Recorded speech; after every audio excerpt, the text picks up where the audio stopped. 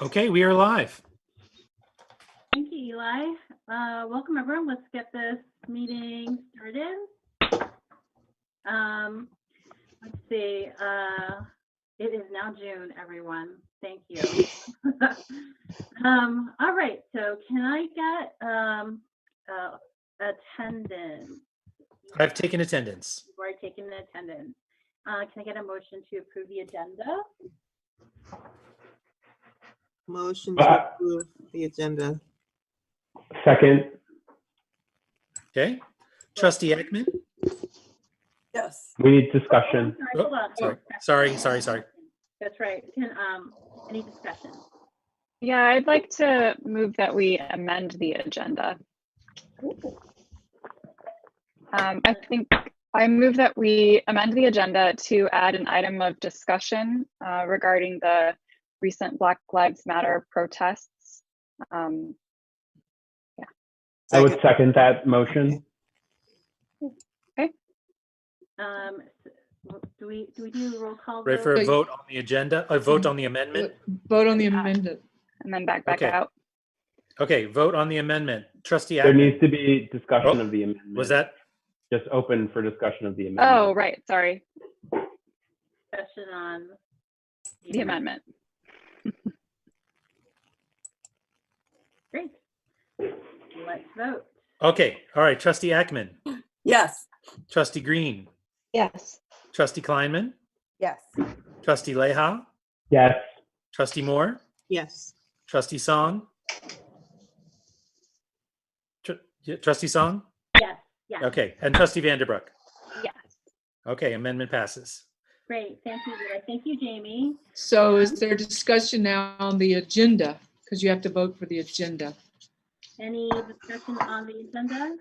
Anything moving, trustees, tonight? Okay, great. We'll close the discussion and move on to another vote, right? To Yep. finalize the Mhm. agenda. Okay. Trustee Ekman? Yes. Trustee Green? Yes. Trustee Kleinman? Yes. Trustee Leha? Yes. Trustee Moore? Yes. Trustee Song? Yes, Trustee Vanderbrook? Yes. Motion passes. thank you. We have an agenda. Moving on to the consent agenda. Can I get a motion to approve the consent agenda? Motion to approve the consent agenda. Seconded. Thank you. Any discussion? I had one question about one item that on the disbursements, which is we had a big cleaning charge. That was the Chet's cleaning. That's That's right. the deep cleaning, right? That's correct. That's right. Thank you. That's what that was. Yes. Okay, any other thoughts? Questions? Okay, great. Let's go ahead and roll call vote then, please, Eli. Okay. Trustee Ekman? Yes. Trustee Green? Yes. Trustee Kleinman? Yes. Trustee Leha? Yes. Trustee Moore? Yes. Trustee Song? Yes, Trustee Vanderbrook? Yes. Okay, motion passes. great. Thank you, everyone. Eli, do we have any citizens' comments? Oh boy, do we ever. We have Oh. so many. Wow. I hope you are all ready, so settle in. Mhm. I'm going to start Okay. with the oldest ones first that we've received so far for this meeting. And let me just pull these up here. We have a couple that are audio and one that is video, and then the rest are just text. Wow. Eli, So, before you do that, I think Yes. actually my sound is not working as it should. I think I need to leave the meeting and come back. okay, no I'm problem. sorry. No problem. You want us to wait for you? Well, I'm very interested in these citizens' comments. Okay. Let's Hopefully wait this for will Jamie take to like come back. 20 seconds. Okay, go for it. And for Molly, in case you're not cued into this bit, this is summer game comments, right? Yes, we have given there's a prize bonus. There's a 1,000-point bonus for making a citizen's comment. So that helps a lot. Thank you for that, cluing me in. Thank you. My children have missed their opportunity. I kicked them out, so. Too late. Tell them to talk to me.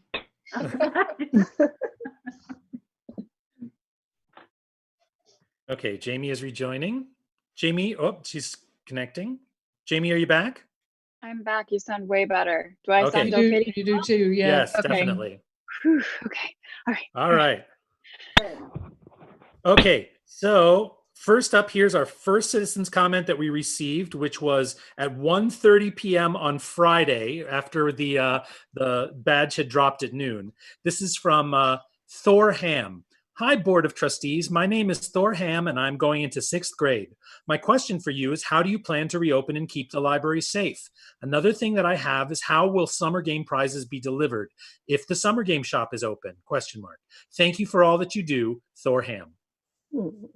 Okay, that's Thor's comment. Our next comment is an audio comment. So let me make sure I can get this into the stream. Hang on just a moment.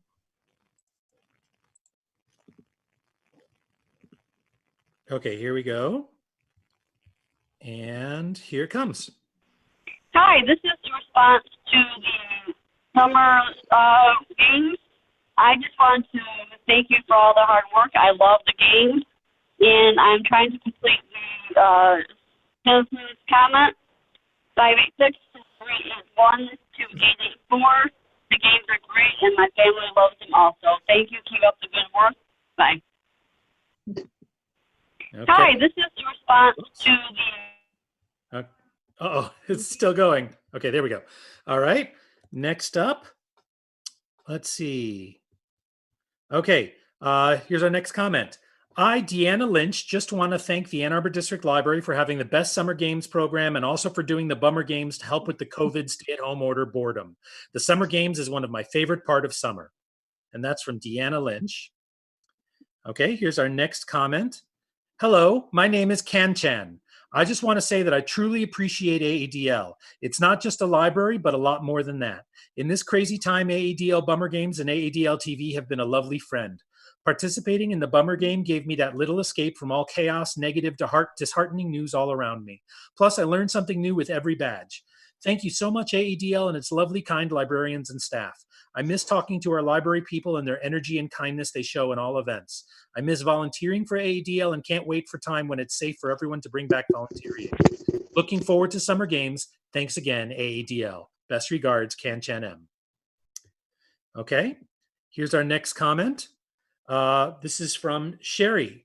All of our activities this year have been canceled, and we are very glad the summer game wasn't among them. Thank you also for adding the bummer games when everything closed. The Burkheiser family. Okay, and here's our next comment. Hi, my name is Christina Bell, and I would like to leave the following comment for the board of AADL. Thanks so much for all the hard work you put into AADL. My kids and I have lots of fun reading and doing the summer game. Thanks, Christina. Okay, our next comment is from Evan Max.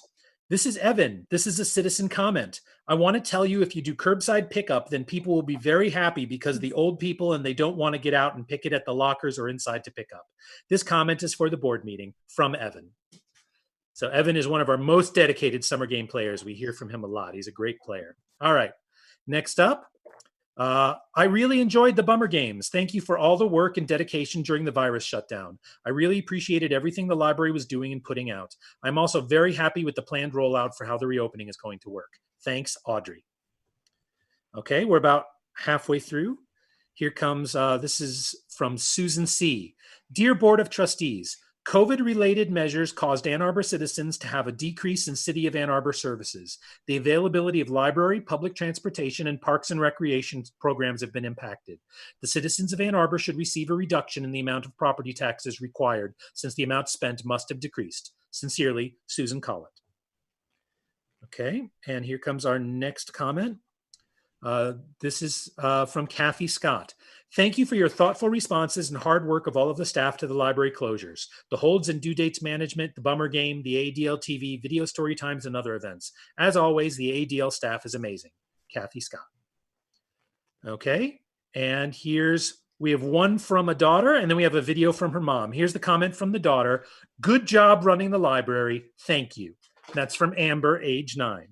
And then our next video is from Jennifer German, and I'm going to pull that up here and play it for you. Okay, here we go. Hello, Ann Arbor District Library Board of Trustees. I just wanted to give you a message about how much my family loves the AADL library, and I'm going to be using the word love a lot, and maybe just a couple of suggestions or requests for the summer game. So first, I mean, I love that I can borrow rather, a telescope pretty much anytime. It is so amazing to be able to use that, and I've seen Saturn's rings, I've seen the specks of light of the moons around Jupiter. It's just crazy and amazing, and I love it. Also, the fact that I can borrow DVDs and not have to buy them or pay for them in the movies just before I know if I like them, that is great for me. My youngest daughter, she's almost 5. She loves going to the branches with the touchscreen laptops in the kids section because it's an actual computer that she can control and use on her own. And so that feels like that empowers her. She really likes that. My older daughter is an avid reader, and I'm not even sure the Ann Arbor District Library has enough books for her, but I certainly can't keep up buying books for her with the amount that she reads. So the library is immensely helpful for both of us. She loves picking out books, new ones, even ones she's read over and over. So thank you all for that. And my family, we also love the summer game because it's something we can do as a family. We've been doing it for years, and this year my youngest is now coming on with her own profile. But I wanted to show you, as you can see, big fan. Hats were a prize we really liked.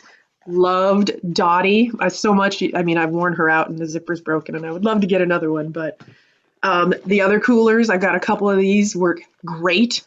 Lunch bags.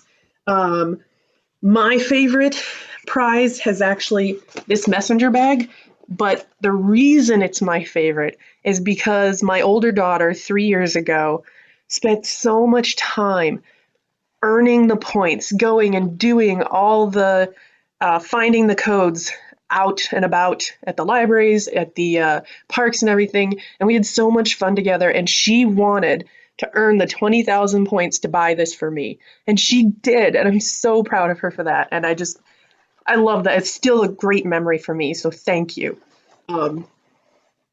Personally, I love collecting pens.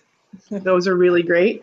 My oldest daughter has your SG pants collection, owl, giraffe, fox, and unicorn. We started the year after owl pants, so if there's anyone out there who has one, my daughter would love to complete her collection. And then personally, I'm also NASA JPL Solar System Ambassador, and the patch you gave out last year, I loved so much. I put on the shirt that I use for my presentations. So thank you so much for all that the library does for me and my family and for the community. Okay. And that was a tiny bit over 3 minutes, but we let it go. All right. Here comes the next question or the next comment. Okay. I have always been a huge AADL fan, but this pandemic has highlighted what a wonderful resource for this community AADL is. From the bummer/summer game to downloadable resources to audiobooks available through Overdrive, I'm so thankful you all were here to keep me sane while everything else is so abnormal. Thank you, thank you, thank you. Ashley Recker. Okay, here's the next one. Thank you very much for all your efforts while your branches were closed during March through June. My family appreciated all of the AADL.TV content that your staff provided these last few months, especially virtual story time. We were lucky enough to be able to use Libby and Overdrive to check out digital books. We are looking forward to the summer game and hope that everyone stays healthy as AADL begins to work toward physical checkouts. Megan Canis. Here's another one. Thank you for the story times that we watched on TV. I can't wait to check out more books. It's from Maddie Canis, age 8. All right. Here is, hello board. Please bring back popular prizes from years past, 2011 to 2017. Whether you put them in the current year shop or the classic shop is up to you. Thank you, Amanda Hess. All right, we're getting close. Here comes Edward Vielmetti. Thank you and all the staff for the work you have done to keep the library going during this time of no libraries. And I'm so much looking forward to opening day again. Thanks again, Ed. All right. Here's another one. Hi, my name is Susan Bond, and I wanted to express my gratitude to the library staff for making this the Bummer Game. I appreciate all the hard work that went into it, along with the work on AADL TV. It was something to look forward to during the shutdown. Thank you all. Okay, here's another. Citizens comment from a family. This summer game is our favorite. We love to get Slurpees and go code hunting. The park ones are our favorites. Thanks for putting it together for us. P.S. We walked around the downtown library looking for Josie's code and didn't find anything, so we'll gladly take a hint. Players Harper, Anna, and Mackenzie. And we will be working on that a little bit later. We Yes, haven't we done will. anything about that yet, Right, but we have some ideas. I was thinking about it today. Yeah. Okay. Hello, this is a comment from the Zawacki family, Molly, Jay, Sylvie, and Gus of 711 Wesley Street. Thanks for all the activities and badges while you've been closed. We really enjoyed the Bummer Game badges, and we are looking forward to the Summer Game ones next. As a parent, I found myself gaining a grudging appreciation for some of the YouTubers I learned about, and we also liked participating in the trivia shows. Also, thank you for supporting Overdrive eBooks, which allowed us to continue some of our favorite series during this shutdown. Last but not least, long live Finny Flinger, which was one of our prizes from last year. That was the flying shark. All right. Here's one more comment. I think we have 4 more. Let's see. Okay, thank you very much to the AADL staff for the Bummer Game during the coronavirus pandemic. Mid-March was a troubling and stressful time as Ann Arbor businesses closed and work conditions changed, and everything was depressing news until the wonderful email from AADL announcing a Bummer Game. Suddenly, there was good news, great humor, and a fun challenge to keep our spirits up. The humor of the Bummer Game was well needed, and the game was challenging, educational, and fun. Thank you to the AADL for your efforts to produce the Bummer Game during a tough time in Ann Arbor. It was great fun. That's from Jean Getty. All right. Cecilia Hendricks. I'd like to thank the library for their flexibility over the past 3 months. The Bummer Game was a wonderful distraction during the worst of the pandemic, and I'm so pleased to have the Summer Game, even if it will be different this year. Thanks so much for everything you're doing. And here's a comment that says, this is a great way to get people to watch a board meeting. I love the AADL Summer Game. Signed, an AADL fan. Okay. Good evening. I wanted to share my gratitude for the Summer Game, the Bummer Game, and how responsive everyone has been to questions about reopening. Thank you all very much. Joy Schultz. Okay. Hello, my name is Jasper Wise. I am 10 years old. I wanted to let the library board know that I love the Summer Game. It was fun when you did the key badges over the school year last year. It would be nice if you could do that again. You are the best library ever. Hopefully I can come back soon. Thank you so much, board. From Jasper. P.S. Please send code. And he did get his code in email. All right, 2 more. Hello, I wanted to thank everyone at the library for their hard work and dedication to the community. I'm so thankful to benefit from the work that you all do, and I will continue to support you in any way I can. Again, thank you all. Stephanie Posky Morrison. And then one more via email. Okay. Hi, members of the AADL board. This was supposed to be my year to not check out and speak in person at a library board meeting. Unfortunately, COVID has other plans for all of us. I just want to say that my family really appreciates all you do and especially have been doing to keep us engaged in learning and reading, even though we have to be socially distant. We can't wait to come back and enjoy programs in person, obviously when the time is right. Thank you also for taking care of your amazing staff and thinking about their health and safety long-term when it comes to reopening. Our family has 2 little boys, Graham and Ian, ages 5 and 2, and right now the library story times are totally their jam. It's really quite funny to watch them emulate Christopher, Ellie, Allison, and Amanda's mannerisms because they see them so often.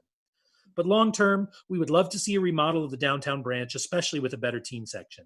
We love the kid area there, but it does feel catered to the especially young. Kids only get bigger, and the current teen area near the main lobby is not that conducive to either socializing or studying. Other ideas we have are a better mobile site or app for renewing or checking out books. Oh, and would it even be possible in a post-COVID world to have different shaped cake pans to check out? Mostly all praise and love, but please let us in the community know what we can do to make the library run even better post-COVID. Looking forward to playing the Summer Game this year as well. Fingers crossed we can get an AADL shirt and a 2T for Ian. All our best, Shannon, Brett, Graham, and Ian Hautamaki. So that is all the comments we've received during email. And while I've been talking, we've received 6 more on YouTube. So I'm just going to read those real quick because these are short. All right, the first one is Himaya Motharam. I want to say a big thank you to everyone at AADL who worked so hard throughout the beginning of the virus outbreak till now to create online resources and programs for the community. The next is from Summer Game regular Latitude Brown. Will there be vintage Summer Game pins in the shop this year? We are very excited for the Summer Game, from Latin Tom Brown. Next is from Alex Kate. Hi, thank you so much for adding the Bummer Game onto what is already an amazing Summer Game program. I'm curious if there's any plan to bring back Nerd Night to events in a virtual way. Our next comment is from Elaine Wong. Love the Summer Game. We have been introduced to so many new things and learning this much as a result. Happy to see the faces of the AADL Board of Trustees. Next up, Ganesh Pal. Hi, thank you for all the work you put in. This is the only reason I read in the summer. The badges are interesting and help me in trivia nights. And then here's Ann Yu. Our family loves the AADL. Keep up the great work.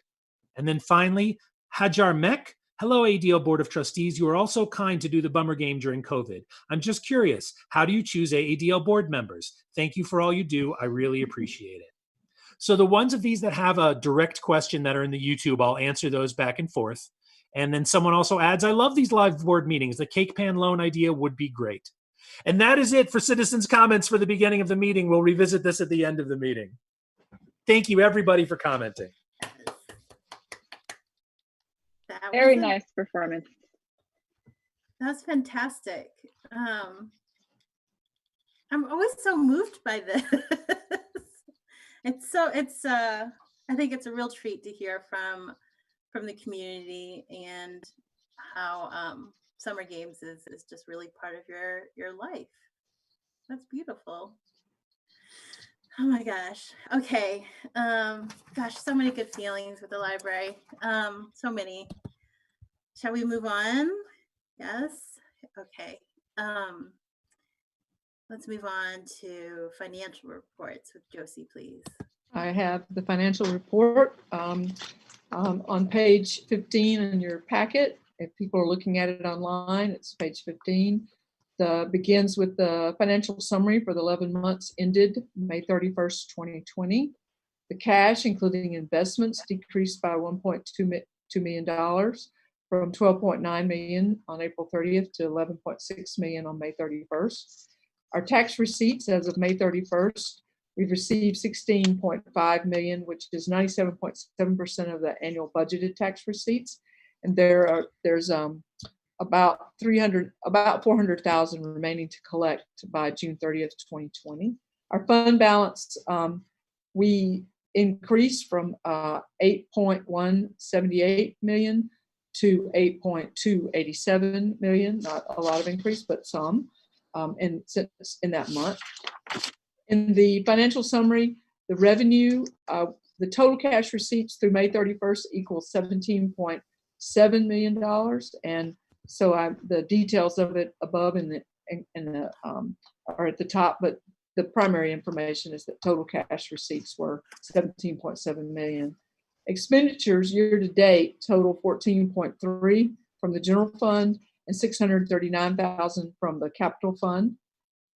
As of May 31st, $413,322 has been prepaid for expenses not yet incurred, but we prepay for things like magazine subscriptions and so, as a simple example. There are others. Total cash expended this year equals $15,434,066.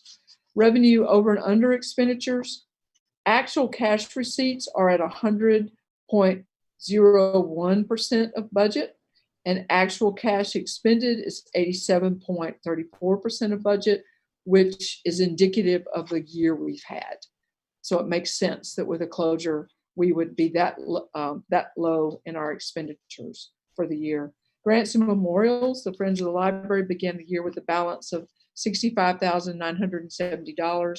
During the first 9 months of the year, they contributed $75,000, of which $73,000 was spent on our programs and events, leaving a balance of $67,000. The Archives grant began the year with a balance of $47,942. They received donations of $1,075 and had expenditures totaling $3,665, leaving them with a balance of $45,352. We received a gift of $50,000 in January for a new digital screen that will go up in the libratorium. And part of the Ladies Library Association committed $250,000 to the purchase and installation. I was falling on my word of that screen. The ladies have indicated to me that a check from them for the balance of their $250,000 donation will be received by the library before the end of June. There's an anonymous donor for the remaining $250,000 for the $500,000 cost of this screen and installation. and that donor has indicated that they will continue, they are committed to the expenditure. So I just wanted to update you on that. The statement of revenues and expenditures for there's the general fund and the governmental funds, and I always draw attention to these as they are the whole budget, but the governmental funds are how we're audited, because we are a governmental unit and our funding is almost entirely tax money. So I want to draw that, since we have people watching this board meeting, and I hope they stayed for the financial report, I think it's important to draw attention to the differences. The general fund shows our month actual, our year-to-date actual, what our budget for the year is, the budget we have remaining, and the year-to-date percentage difference. And so what you'll see in this budget is that we are over budget in several lines. And at the end of this meeting, there is a resolution that will be passed that takes money from a larger line, a line with the balance, that will make these other lines balance out. Because at the end of the year, which is coming up for us in June, it's law, the library must, by law, have a balanced budget. And so we have a line item budget, which is adopted every year. And the library staff cannot balance these lines as part of our financial work month to month. Only the library board can move money from a line to another line. And that is why I want to point out that some lines are slightly over. We know the reasons why. We've actually known some of them would be over at the end of the year and anticipated that we would need to move money from, and we're moving it from our personnel salary and wages line into these others later in the meeting. And then the governmental funds show the general fund, which is the budget we just saw, the capital fund, and then the restricted grants, which are funds that have existed in the library for a number of years. One is an endowment and the others are acting as endowments. These monies are restricted for certain uses and they are restricted in certain amounts. So some of them can be a percentage of their value and others cannot be expended below a certain amount. And so that's what the restricted grants are. And then the total governmental funds is a combination of all of those funds. And you see it at the bottom. So the fund balance at the beginning of the year was 7.9 million. And we're looking right now at a fund balance of 9.6 million for the fund balance. And then at the end of the year, $10,964,000. So this year we will have significant amount of money left in the budget, and that is due to the COVID closure and also to tax increase. Tax revenue was greater than anticipated for this coming year. So if there are any questions about budget, I'll do my best to answer them. Did I not cover anything anyone was curious about or had a question about? I can't hear you, Victoria, you're muted.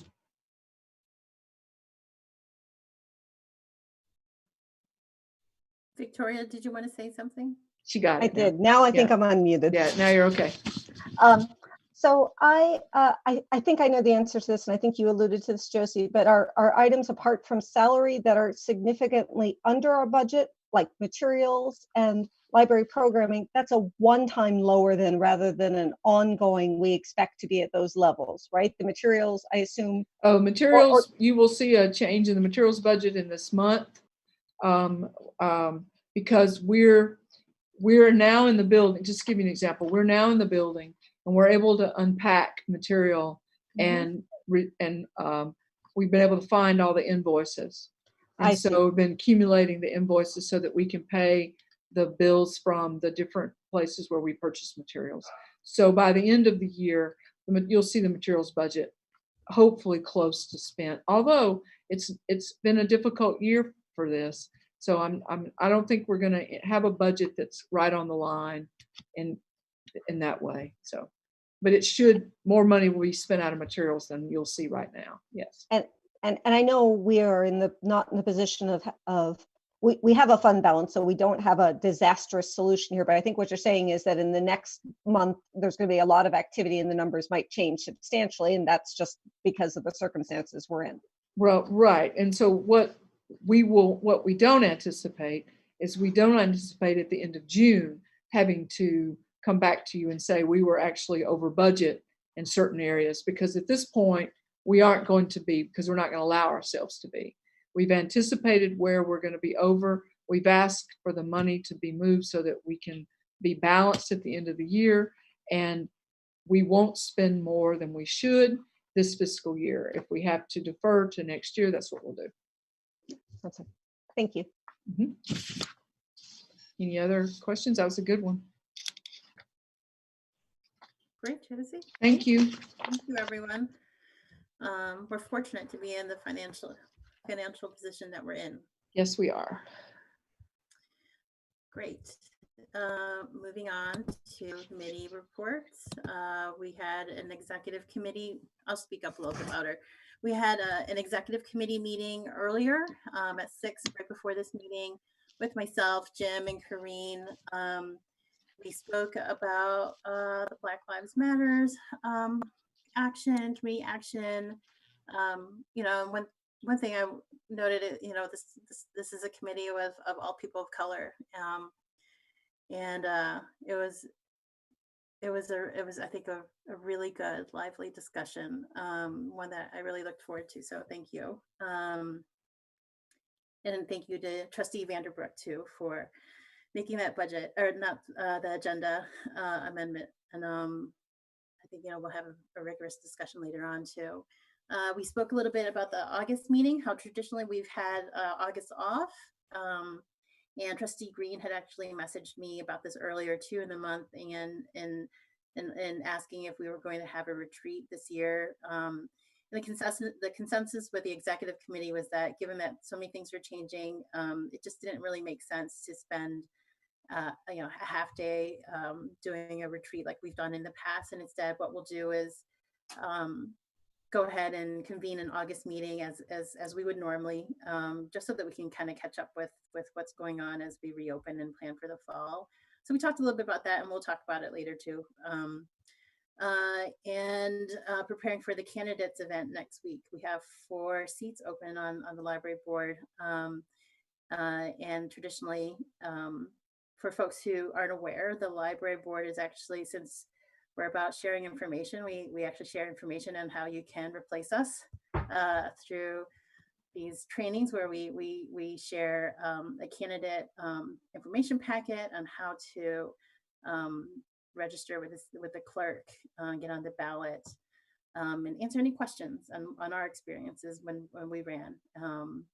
So I think, Josie, that will be on the website, right? Yeah, and it's Monday, the 22nd of June at 6:30, and it'll be a Zoom meeting. Great. So that was really the gist of it, just trying to connect with one another and prepare for tonight. That was really it, the executive committee meeting. Thanks for meeting, everyone. Other committees, finance committee, or no, we don't have our finance committee meeting. We haven't met in a while. Yeah. All right. Well, we just passed the budget, so right, that makes sense. Okay. A lot of good work from the finance committee. Yes. Yes. Thank you. You can rest. You can take this month off. All right. Moving on to the director's report. Josie, please. Thank you. So I'll wait for my slides. I have my, okay. So the first slide is about what people get for coming to the board meeting tonight. And because we're streaming this board meeting, we have a code, Stream Roller. And if you're watching, you are going to receive 250 points for watching the board meeting. That's different from commenting. So this is extra if the commenters stayed around for this portion of the board meeting. Oops. There we go. Okay. So I wanted to let you know where we are right now with our phasing of reopening. we're in stage 4 of the governor's Safe Start plan as of today. All outstanding requests have been, I'm not able to see it all, Eli, have been frozen. I got it. I've got it now. Okay, Thank good. you. All patrons are notified about the freezing. So what this means is we've told them they're frozen. If they really want it now, if they still want it now, they can unfreeze their hold. If they don't, it's fine, or they can leave it till later in the summer, or they can even delete it. What we're trying not to do is pull material and place it on the shelves for someone who really doesn't want it anymore because time has passed and they've found it some other way. Pickup appointments this week we're doing these as I'm trying to find the right word. We're trying it out. We're testing with a small number of patron accounts how to do these pickup appointments so that June 22nd, pickup appointments will begin for the hours of 12 to 8, 7 days a week. So what we're working on how we notify a person that their item is ready for a hold, their hold is ready for them to tell us when they will be able to pick it up. And so we give them options and they choose if it's a pickup from a lobby, a pickup from lockers at Mallett's or Pittsfield, and they have days and a time frame. And so we're working through this now, beta, with a small group of people, and then next week we'll be able to roll this out. Hopefully by the end of next week, all of the items on hold downtown that people still want will be picked up and will be in the hands of folks who've been waiting quite a while. So we're glad about that. We're starting up service for tax forms and printing via postal mail. We're getting a lot of requests about tax forms and also people needing documents from the web who do not have computers. And because we're not able to offer computing right away, we're looking at a way to have people ask us about how to get printouts mailed to them. And so we're working on that right now. Public computing will be next, but it won't begin until sometime in July. And we're still working on how to make that work safely. And also not only for the patron who will be, and we're going to spread out machines, but also for the staff who are assisting. So we're trying to avoid a situation, which has been our norm, where a staff person is at the shoulder of someone from the public. We're trying to find a way to have them do it from a computer to a computer so that they're able to help them, even if they need us to move their mouse. So we're looking at how to do that. The staff PPE and health procedures are in place. This is something we talked about with the staff on Monday at the staff meeting. We had a Zoom staff meeting Monday a week ago, and we had 250 people attend the Zoom staff meeting, which was a pretty amazing number. And we talked to people about how they're required to wear masks in the buildings and there are health procedures in place about distancing. Everyone fills out a health form when they come in and they sign it. And this is every day. They have to do this at the beginning of their shift. And then we determine if anyone has symptoms or if they're at risk, and we talk about what steps we need to take for them to be at work. We do have 4 work from home teams currently still, because we aren't open enough hours and we don't have all of the work that we normally do available for in-library hours.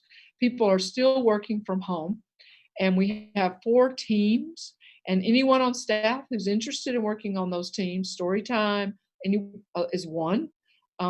Those are open and everyone can be a part. Anyone can be a part of those. Thank you. Okay. There we go. The next phase is once Region 1 moves to stage 5, we'll begin phasing in limited open hours through the browsing through the buildings. When we open next week, it's lobbies only. People will not be able to go beyond the lobbies of the libraries, and those lobbies are all the buildings. And at Westgate, it's the east and the west doors, the front and the back. We'll have walk-in computing in stage 5 in some form or the other, shelf browsing and self-checkout. We will not be checking people out directly at desk. People will be self-checkout. No in-person events yet in stage 5, no meeting room bookings, and no exhibits, but exhibits can resume. I want to point out, this made me think, when a person comes to the library this coming week to pick up their hold item, it will be checked out to them already. So they will walk in, take it off a shelf and leave, and it's checked out to them. So we're taking away that one step from them that they do usually for self-check. We're doing it ourselves. So, okay, thank you. And in stage 6, regular library hours resume, open seating throughout the buildings, in-person events will begin in-person events. I think we'll do that slowly. All staff will be back to working in the buildings. Meeting room bookings and rentals will resume. And that's how we see it moving. So at the staff meeting, the Zoom meeting on Monday, we talked about the transition back to working in the buildings. We talked over our PPE and safety procedures, our phasing plan, how we're going to do the pickup appointments. We have a vestibule greeter system because it's contactless pickup. A staff member will be monitoring the lobby area via computer, and when someone walks in, they'll be visible on the computer and they'll be able to talk to that person in real time. If there are issues or concerns they have in that moment, it's like a desk clerk will be there, but they won't be able to, they're not physically there. So we're doing that, getting that ready. And we had an overview of our work from home teams and an overview of how summer game was going to work. There are no codes in any of the buildings, and we won't have any codes in any of the buildings. And then we answered questions. It was a 2.5-hour long staff meeting. It's the largest, most well-attended one I've ever been to ever. And it was the longest one I've ever been to ever. And so, but it was extremely productive and for all of us. And I want to thank all the staff who did attend and taking that afternoon on Monday to do that. So we started projects and initiatives that are underway. Since the last board meeting, we launched the call for stories and to build a pandemic log. And so people are able to give us their stories of what their life was like, what happened to them during the pandemic. And we've been collecting those for several weeks now, since the last board meeting. And we are very pleased with the response. This is whatever your story is, whatever it is, we're interested in having these and archiving them for future generations to know just what happened during this pandemic to all of us. At the same time, we are launching Call for Stories about anti-Black racism, which is a response to current events. And we're doing this in partnership with the African American Cultural Historical Museum. This started this week. Well, we planned it, we've got it in the planning, and we've been talking it through with our partner, but it launched today. So there's a call for stories about people's, whatever their story is from whenever point in time they want to talk about that story and what happened.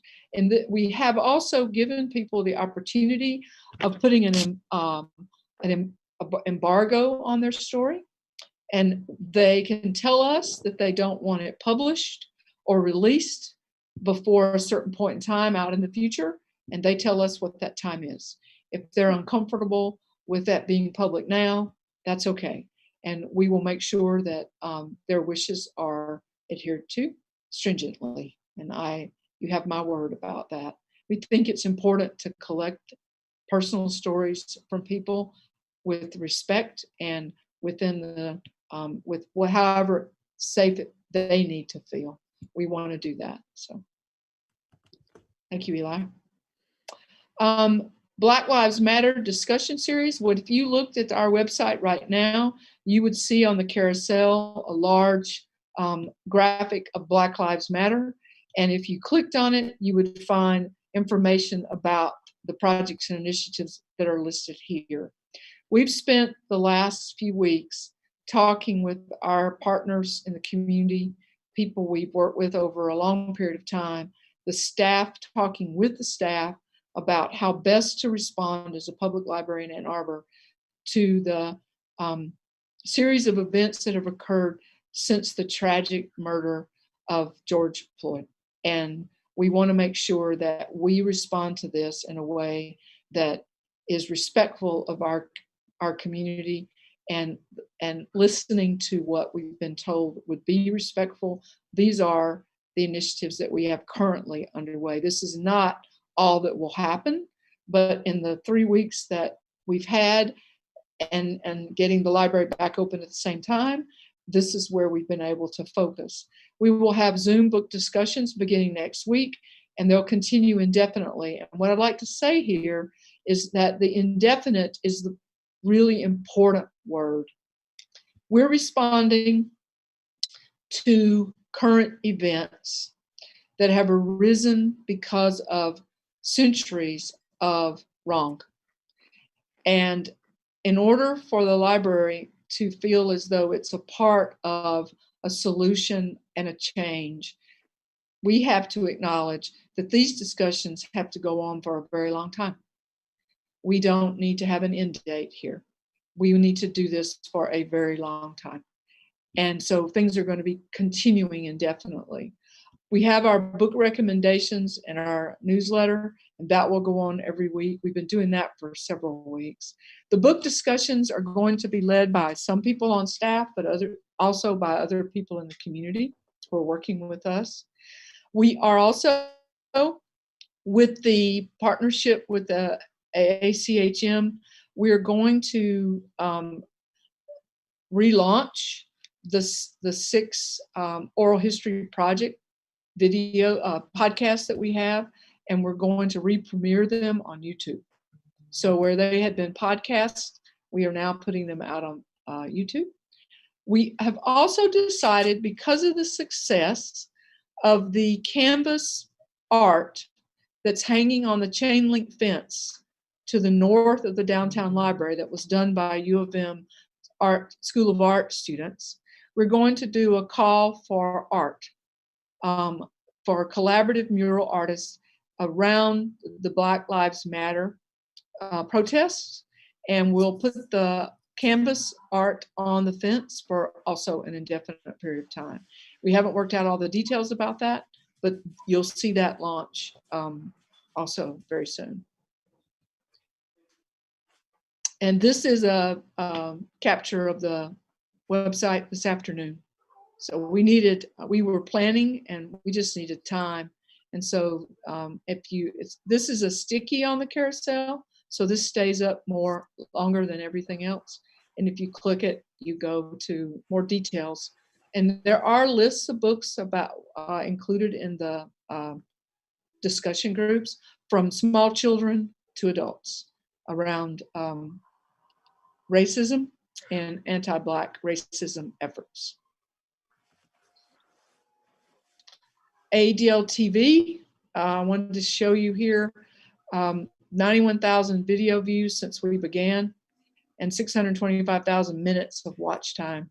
Everything from artificial intelligence and COVID to the Saturday show, as just an example. I thought you should know that. And then the next thing is an upbeat, positive story. It's the story of Jack Weiss, who was a World War II pilot whose plane was, he crashed on a beach in France. And this is a story of how the families of Jack Weiss and others connected with an artist who did a rendering of this airplane, and how the AADL had some part in bringing all these people together. So Eli? Yep. And then we have, there's a video, which give me just a moment to pull this Yeah, up. I was gonna say there's a video which we wanted you to see. Okay, just a minute.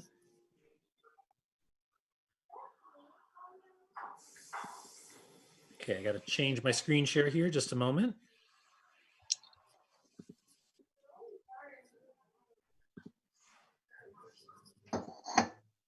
And always wondered what happened to the pilot. And recently he looked at the internet and found out his name, the fact that he had died. And from there we were able to, through a long chain of people, a local library, a painter, and people who had researched him, to be in contact with his family. And we're saluting you for joining us today, and we look forward to exchanging later tonight.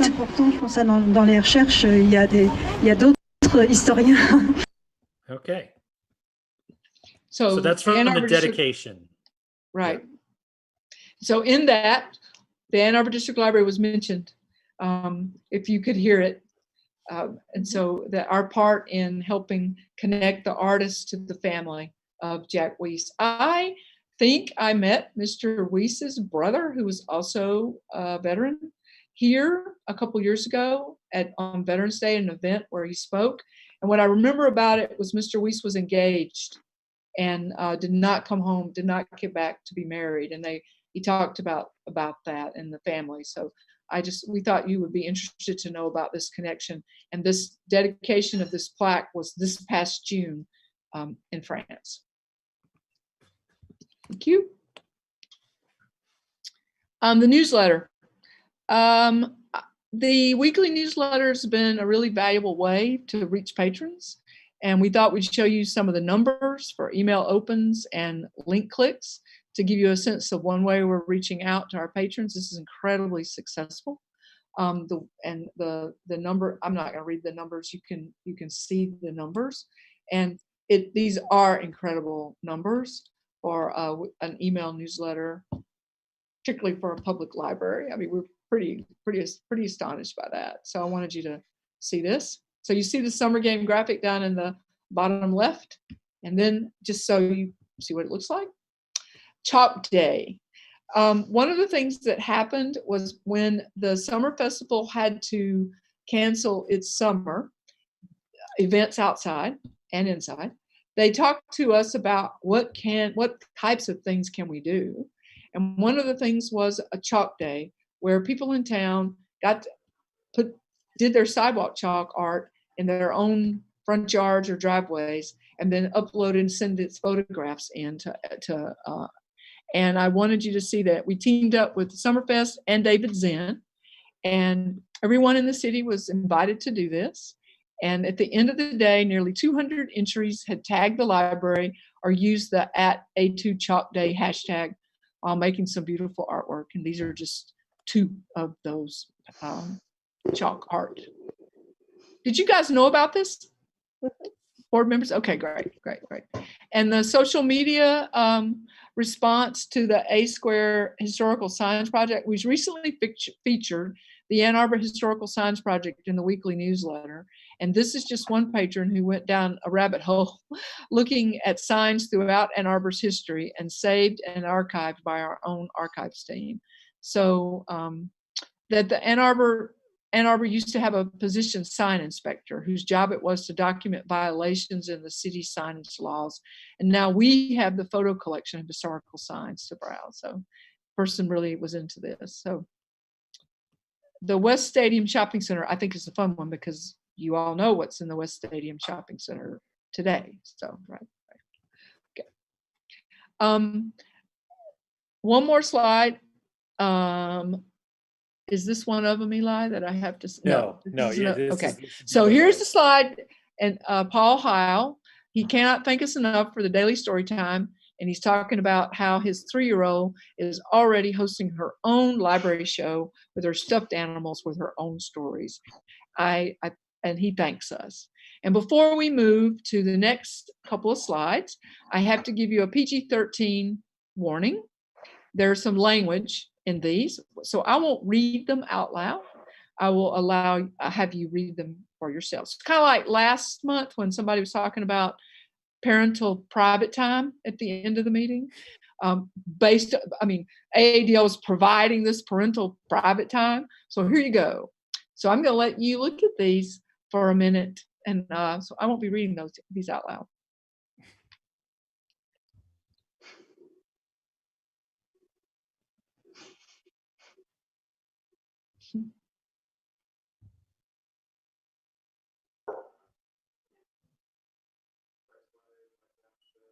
I want to meet David Eric Nelson. So if he's listening, I just want you to know that. I'd like to talk to you.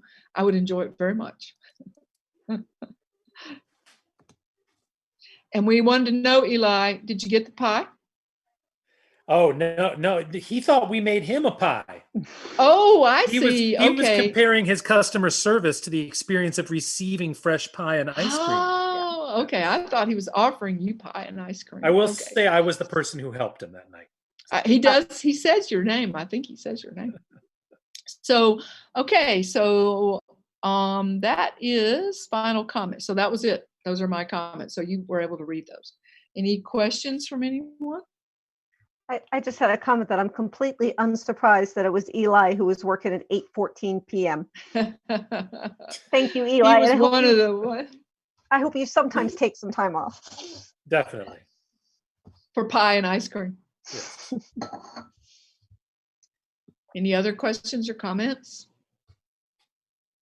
Great update, Josie. With the analytics on the newsletter, would be helpful for us to see in the future open rates as opposed to raw numbers, because like the ratios will help us understand a little bit how I can like the effectiveness. Okay. I can give you a little bit. Our open rates, even during the down weeks, are pretty good. Our lowest in 2020 was 11,282. Our highest is 17,474.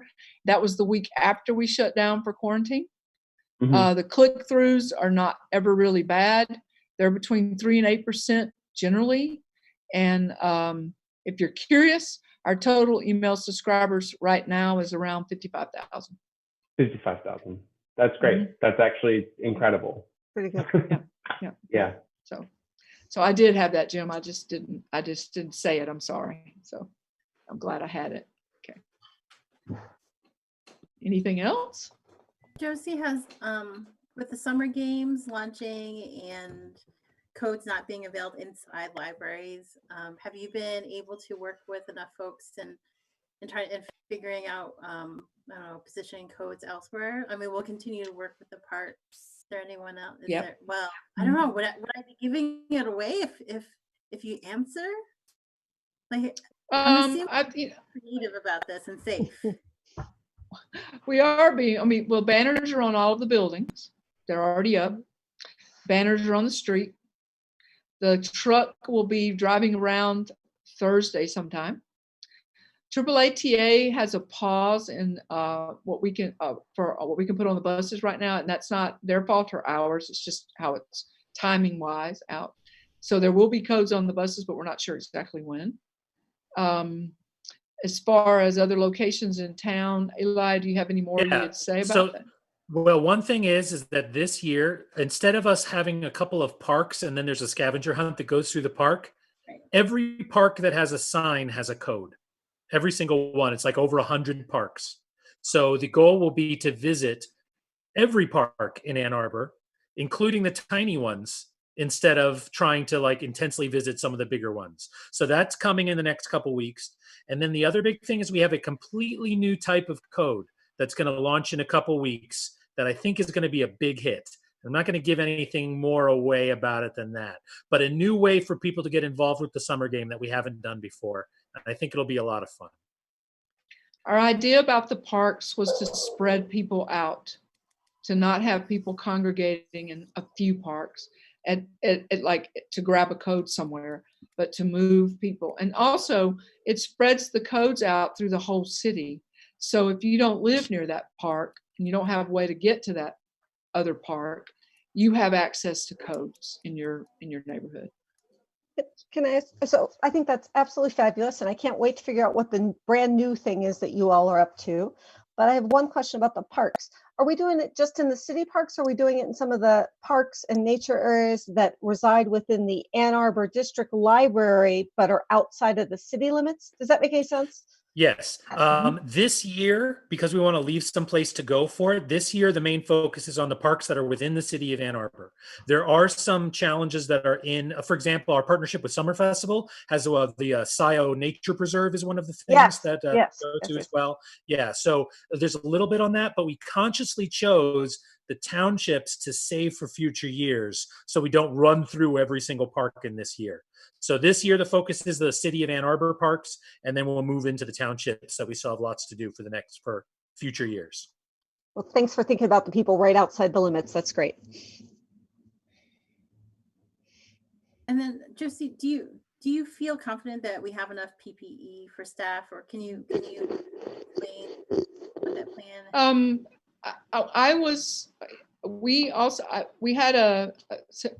trying to say this. I asked staff members if there was anyone who was willing to help make masks. I had fabric that I hoarded for a long, long time, and that I was willing to give my fabric hoard over to mask making if there was anyone willing to do it at home on paid time. And I had 5 people say yes. And they took my fabric, and I think they had their own, and they may have gotten fabric from others. And between them, they made over 200 masks and cloth masks with various types of closures and elastic or tie or whatever. They used all sorts of patterns, and they're quite. I have the one I've been using today, this one.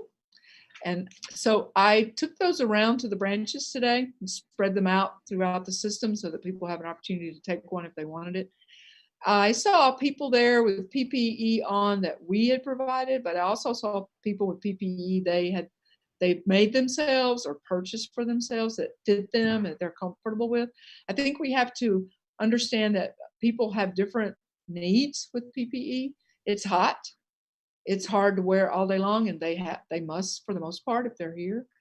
So people are getting what's best for them. So I think between what we have purchased, what staff have made, and what staff have pre-purchased for themselves, for now, I think we're fine. And if our phasing opening goes as we anticipate, we will have enough.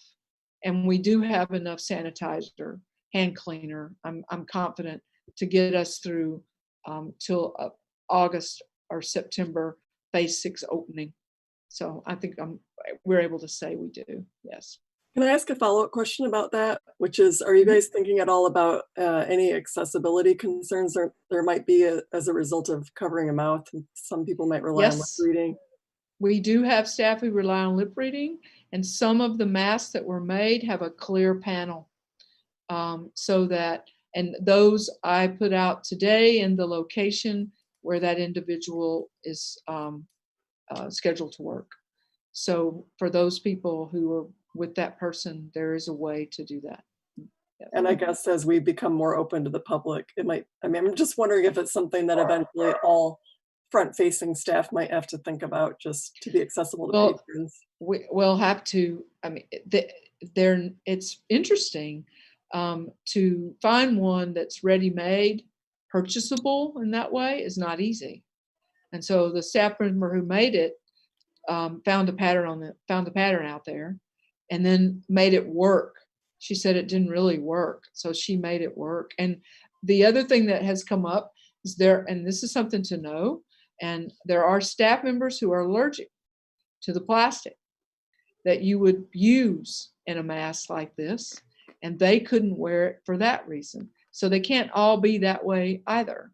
So that's why we have combination of masks. So, well, just so you know, Devo, the band from the 80s, is offering face shields you can buy online. So okay, so face shield, I'll say this to you.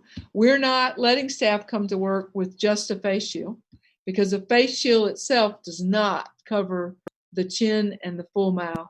So right now we're concentrating on a mask, the full mask that does that. So, but thank you for telling me that. So appreciate that.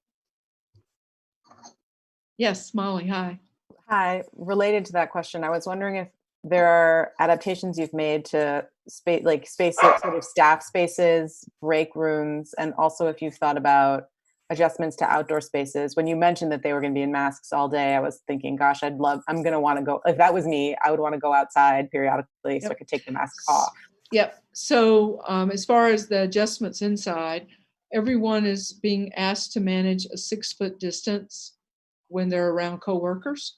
And to the extent that we can move things around and allow that, we are. We haven't adjusted the public spaces yet, but we will before we reopen to the public. While the public are not in the buildings, staff can take breaks throughout the buildings. And when they're taking a break, it's obvious that they can have their mask off. Other people need to stay away, and they can see that they are. Also downtown, there's a garden off the children's area that will be available to staff for breaks. There's break area at Pittsfield, and there's a lot of space in Westgate. So people can be throughout the buildings taking their breaks and not wearing the mask while they have a break. As far as staff areas, kitchens, people are not able to use utensils and the things that are shared. So they bring things from home and they take home what they bring.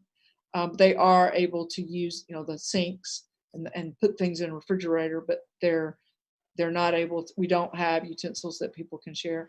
We're asking the staff to not, as much as we want to be back with our colleagues, as much as we want to spread good feelings, and a way that historically AADL has done that and done it very, very well is to feed each other. And so we're not able to do that. So no one can bring in goodies to share with their colleagues and put out for people to pick up and share. So I think there is relief from the mask. Out to walk outside, there is relief from the mask. Does that answer your question, Molly? Yeah, it does. Thank you. Okay.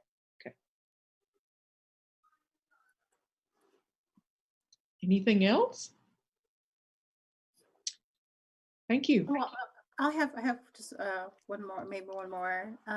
With the Black Lives Matter programming, was that just on the website today? Was it just today? Yes, we pulled it together. We've been pulling it together over all these weeks, and we talked out the final details this morning, and it launched this afternoon. So it's kind of early for responses, probably. Yes. I'm really interested in seeing that. Yeah, I'm. Thank you to you and staff for that concerted effort. There was many people involved in that. Many people. As it should be. Yeah. All right. Thank you. Any other questions for Josie before we move on? Because look, Len is here with us too. Look how excited he is. Yes. Okay, great. And I think it is Len, right? Because it is. It's Len. Old business. Yep. Len, are you presenting before we review this resolution, or? Yes, if you'd like. So the resolution is to increase the scope work of the branch meeting room project to include the acoustic panels we've talked about. We've had some patron response about noise coming out of the meeting rooms and into different areas of the library, so we want to address that. We've had our own feedback about the revolving doors at Traverwood. We want to fix that. We've heard from many patrons over the years about that and how those operate. So we want to get those off the swivel pivot and get them into a track system. And through all of this, it's kind of brainstorming. We talked about adding cold storage to Traverwood as well, because the staff workroom's so small. And so the material overnight sits out or in the staff room near the elevator. Maintenance will come in to run the route in the morning to pick up material. It's all upstairs. So if we can get that downstairs, that would kind of open up some space in the workroom and make it easier to run the route and get materials out of there quicker. So we talked to the contractors about just what it would do. So they, they gave us a budget. And so, yeah, this would be to tackle all of that. It would be the acoustical panels at Traverwood, Mallets, and Pittsfield, as well as the doors and that cold storage space. And this is just an approval of an increase in expenditures. The money doesn't have to be moved into this. The money's there. It's just that this is an increase in scope from something you approved earlier. Yeah, so the original resolution for the branch meeting room project was $569,005. This would increase that to $737,842.16. So it's a $168,000 increase from the resolution that was to approve the branch meeting room project. And a lot of that really is the acoustical panels. They're pretty expensive to get it right, and they need to be, there's a lot of engineering involved. So a lot of that money is for the acoustics of the 3 buildings. And this doesn't include the work that's being done on with the podcasting room, the old board meeting. This is separate. No, we that's a separate resolution for the 4th floor meeting room. We're well into that, and we're actually right now we're kind of reviewing equipment to see where we were. The actual construction of that is on budget. Now we're just kind of reviewing where we are with equipment needs and what we want to do with that. But it's come along quite nicely. I can't wait to use it. I hope it's sooner than later. Are you going to have the Ann Arbor District Library Buildings podcast? Is that? I've joked around about a podcast. I don't know what the content would be. So yes. It would be, how do you manage the sewage system, Len? I floated it out there a couple times. We could probably do like a project a month or something like that. But yeah, I've been around some studios, and there's a few podcasts that I listen to and enjoy. But to see this come together and then have these soundproof doors and windows, it's pretty neat. They've done a nice job, and when you close these double doors, it really makes it quiet. And then there's a man door out that's towards the atrium. It's the heaviest door I've ever felt. It's like fire rated doors are pretty heavy, but this door is so heavy, and it's just it looks like a regular door, but it is not. So I'm excited to see people use that space. I think they'll all be really happy. I think we'll talk more about that next month. Like I said, we're going to review some things about equipment in that space. But no, that was a separate resolution. The branch meeting room started first, and then I think the resolution for the 4th floor meeting room was last November, if I remember right. November. Right, it's in the fall. Right, it's in the fall. Yep. So the panels are because finished some of the meeting room work, and you realize now it's louder than you thought it would be, or could you sort of explain the timing of May I make a point of order, Lynn? Yeah. Could you motion for the resolution and then have discussion? Yes, we didn't I'll actually. motion for the resolution to increase the project scope of public meeting spaces in the AADL branches. Seconded. Thank you. Now, Jamie. Yeah. Jamie. Okay. Yeah, sorry, Len. I just I got the question. Timing. The biggest thing, I think what we found is that people use the space different. When you use a study room, you always knew you were in the library, and I think you use the space different. When you're using this as a bookable meeting space, you could have a few more people. It's just being used in a different way. And I think since they're booking it and not kind of sharing that space, they don't think about that extra noise. We've had times where patrons are throwing their cell phone out with a speaker call, and you're just not, the space is getting used in a different way than the study rooms were. So, even in the same building, and I think if a couple of the rooms that are kind of closer to the end, so the ceiling's a little lower, it really travels different, and the sound travels different between the 3 branches. And that's kind of what we're learning is, we knew we would probably have to do something, but once people started using the space, it was obvious really quick. And we've all been out there and just watched how the spaces are used. They're used in a different way than you would walk in and just do a first come, first serve study room, because it could be up to 6 or 8 or 10 people. Once you get everyone talking, a study room, you're either in there by yourself or 1 or 2 more people. The noise coming out of there is the same. So going into the project, you feel like it's going to operate the same, but once it gets used different, we learned pretty quickly. We had some good patron response early at Mallett's Creek, because that was the first one completed. Very detailed, like, hey, this is what we're experiencing in the building. And so once we looked at it, they were absolutely correct, and we knew we had to do something across the board.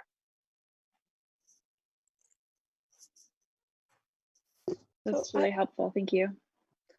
I've got two questions, but first of all, I wanted to say, Len, it's so nice to see you again. It's so nice seeing everyone. Yes, you know, we have staff back in the building, and I'm tired of having the buildings to myself. So I'm so happy to see people again. And thank you for doing that. I mean, I think you were going every day sort of to check on things. So I just want to say thank you for that too. Kind of, but I wasn't the only one, but thank you. Thank you to you and all your staff.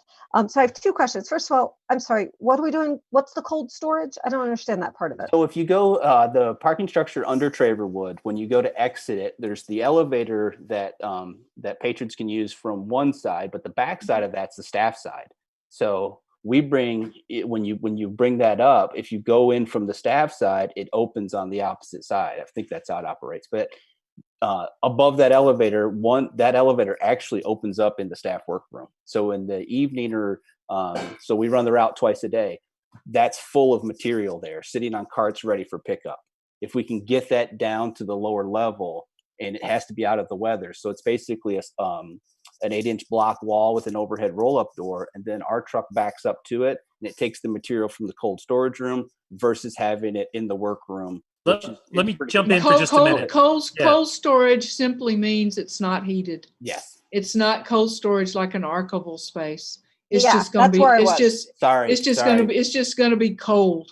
Yeah. In the winter time. Got it. Yeah. Right. But we're not air conditioning the space. This No. isn't. It's just No. ambient It's like- temperature. Okay. It's like the closet in your garage.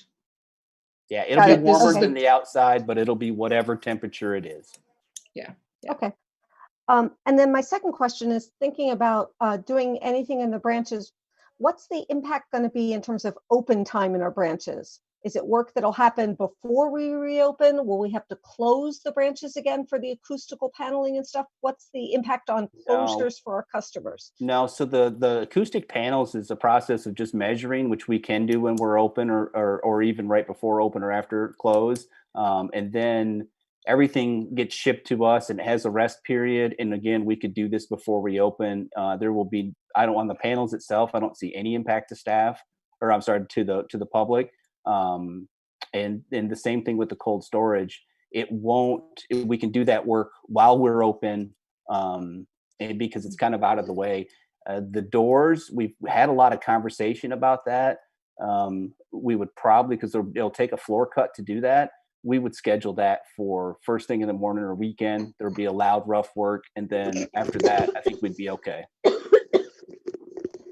But all the work, we could have patrons in the building for probably 95% of it. There'll be one period where we're doing the rough cuts for the floors at Traverwood. But like I said, I think we can start early, 6 or 6:30 in the morning, make those cuts, and then have the building ready for patrons. Thank you for thinking that through, Lynn. Thank you so much. No problem. Do you have any other questions for Len before we read the resolution and vote on it? I have, I'd like to say though, talking about the whole thing, in next month, we will have something for the meeting rooms in August. We've talked about this since it's all old business. You will have something for the generators as well, which we've been patiently waiting on for probably close to a year. But that's really close. And this is probably as good a time as any for me to say, and I forgot it in my director's report, and apologies to Jim because he asked me about it. I'd like to say that the work that we had done to receive proposals for a cafe and downtown library, we have put on indefinite hold. So I'd like to just put that out there publicly, that that's on indefinite hold. Different building, different project, but just as well as to say it right now. Great. Thank you, Josie. All right. Do we have any volunteers to read the resolution? I'll read the resolution. Sorry? Can you hear me? I'll read the resolution. Oh, thank you. Please. Thank you. All right. So the board resolves as follows: to increase the project scope of public meeting spaces in AADL branches to include acoustical treatments at Mallett's Creek, Traverwood, and Pittsfield branches. To increase the project scope at Traverwood branch to include construction of a cold storage room and installing a track system for the program room doors.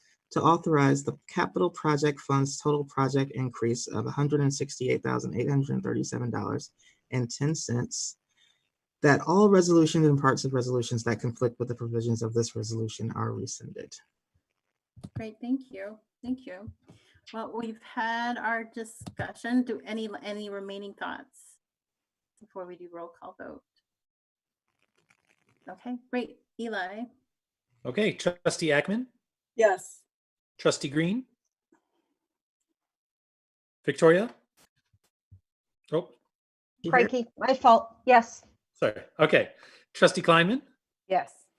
Trustee Leha, Yes. Trustee Moore, Yes. Trustee Song, Yes. Trustee Vanderbrook. Yes. Okay, motion passes. Great, thank you. And thank you, Len. Thank you. Thank you. You guys have a good night. It was nice seeing you. You too. All right, moving on to new business. We have another resolution. I'd like to entertain a motion to move this resolution. Second. Did someone motion? I don't think Oh, so. I thought Lynn did. Sorry, Oh, I thought no. you were actually moving. All right. Okay, how about Jim and Crean? And Great. great discussion. Any discussion? Josie, do you want to give us a little bit of background on this? Yes, this is the end of the year reconciliation of a line item budget. So the money's being moved from salaries and wages to custodial services, accounting and auditing, property insurance, communications, copier expense, which were all going to be a little over budget. And then also to capital outlay. And this is just to make sure that this money, there's enough money in capital outlay to finish some of the work that we have going on in the year. So it's a total of $450,000 being moved from salaries and wages to these other lines so that at the end of the year, they're balanced or they have a balance in them so that we end the year with the balanced budget. This is required to end the year with the balanced budget. And as I explained earlier, the staff cannot move money from line item to line item, only the board can do that. And so we wait until this point in the year till we have a pretty good idea of what our expenditures are going to be for the balance of the year, for the rest of June, and then we ask for this. Great. Any questions, any discussion? Great. Eli, can you help us move on to roll call vote? Yep. Trustee Ackman. Oh, okay. Trustee Green, Yes. Trustee Kleinman, Yes. Trustee Leha, Yes. Trustee Moore, Yes. Trustee Song, Yes. Trustee Vanderbrook. Yes. All right, motion carries. Great, thank you, everyone. All right, and then we have the trustee Vanderbrook's addition to the agenda. How do we make a motion to? So it's a new business and it's a discussion. So you asked Jamie to just begin the conversation. Great, Jamie, you're on. Sure. So I guess I would start off by saying that it's clear in Josie's director's report that the staff is thinking about this and approaching it programmatically. And I think that's excellent. And now I think it's time for us to think about what we can do and what we have control over as a board to discuss what we think should happen. So this week I've been reading statements by the ALA, which is the American Library Association, and ACRL, which is the Association for College and Research Libraries. And there's many other organizations that have made statements. And I'm personally most moved by the ones that include plans for action. And like from our end, I think we are in a position of having a strategic plan that's very open and not at all prescriptive. Which gives us a lot of latitude right now, I think, to kind of think about the moment that we're in and how we want to respond to it. And I would like to suggest that we ask the staff to closely examine some of the progress that they have been working toward, but I think also might, they might examine it and find things they would like to do differently regarding recruiting, hiring, retention of staff, the experience of staff, and promotion in a new light. And I think that we should also do the same regarding the public experience, so specifically policies that are relevant here, that are governed by the board. But I feel like this is like a opportune moment for a discussion, because I know I'm not the only voice on the board, and I'm very curious, because we haven't had an opportunity to talk about this as a group before, what you all have been thinking in the last few weeks. And but yeah, that's kind of where I wanted to start things off. I wondered what you all thought.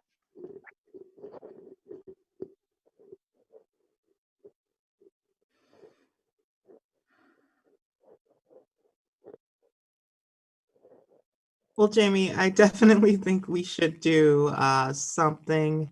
I think it's important that the library be be a voice, at least, that it acknowledge and recognize the movement, and that it can play a role as a public accommodation that serves everyone. This is a major part of history, American history in particular.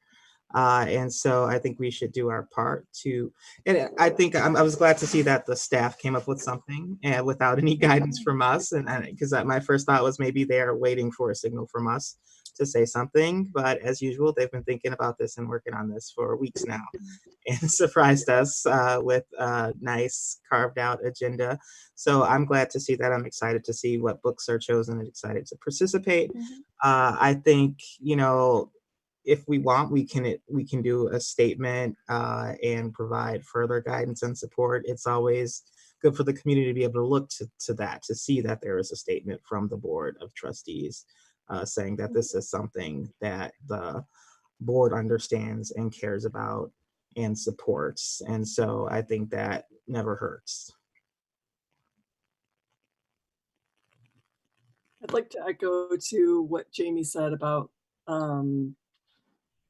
statements, I think, without action. You didn't say it like this. This is my take on what you said. Statements without action, I don't think mean much, especially now. I mean, there's a lot of people saying a lot of things, and it rings rather hollow, especially when they're tone deaf to the things that they've, possibly done that have been not inclusive or not in keeping with diversity. So I would also like to suggest that, we're really action oriented about what we will look at and what we will do as a result. And I don't have the answers to that right now, but. So something that I've been thinking a lot about is safety and how safety is defined. And as I'm still pretty new, I'm still learning about how the AADL operates in terms of safety and security, and thinking about safety for our most vulnerable users. I also know that some of the things that the library does around this flies under the radar, I think sometimes intentionally. But I think there might be some value in being a bit more explicit about how the library thinks about safety. I think it probably doesn't hurt to do a reevaluation, even though my sense is that the library is already doing a lot of the right things. But I think it'd be great to really take a close look at how we're defining safety for whom, and what we're doing in that space. And Molly, I want to back that up a little bit. I have no reason to think the library doesn't do this well today, but I do worry that the effects of systemic racism, we're not immune from it. And I think about my own alma mater, in which someone was, called out for sleeping while being Black. And we have never, I believe that we've done training with our staff. I'm not sure we've done it with all of our folks involved with working within the library. And I would think that we can do our part to try to reduce the likelihood of any such thing happening to anyone within our walls. But Josie, I wonder what you would say about that. So the training is open to everybody on staff, and everyone who is full-time attends the trainings, and many of the part-time staff do. If they don't, it's because they're in class or at another job or some other obligation. But a lot of the training that we do about bias is available to everyone. The safety training, the library's rules of behavior about sleeping are extremely supportive of the patron. You're asked at least 3 times to wake up if you're asleep. Speaking to your example in the library, people are given the opportunity to help us understand why they may be sleeping. Sometimes it's medication, sometimes it may be a condition, and we ask people to get up and move around in order to not sleep here. So we're very we're compassionate. We listen. We're not knee-jerk reaction to how to make the place, to try to keep people from doing something that's natural and normal, and a space where you can nod off reading a book. I mean, who hasn't done that? And so I think that just following your example. When I came to work here, the rules of behavior was a 6.5-page document. It's now a 1.5 pages, and that's on purpose. And to try to make the library a more welcoming and open and inviting space, at the same time making sure that all the people who come in here are safe here from anyone who might not think they should be here. And it's important for me to say this out loud. There are people who come into the library in Ann Arbor who will tell us someone shouldn't be here. And they'll do it by pointing at someone or being loud about it. And we make sure they know they're welcome, but other people are too. And if we can help them, we'll help them. But they need to move on along and let other people be here using the library how they need to be here. And this is the ethic of the library. This is how we operate. And so the staff who are here, everybody knows this, and we work hard at making sure no matter who is here, they're welcome here. They can be here all day long, every single day. That's not an issue. As long as the rules of behavior for everyone else's comfort and safety are being abided by.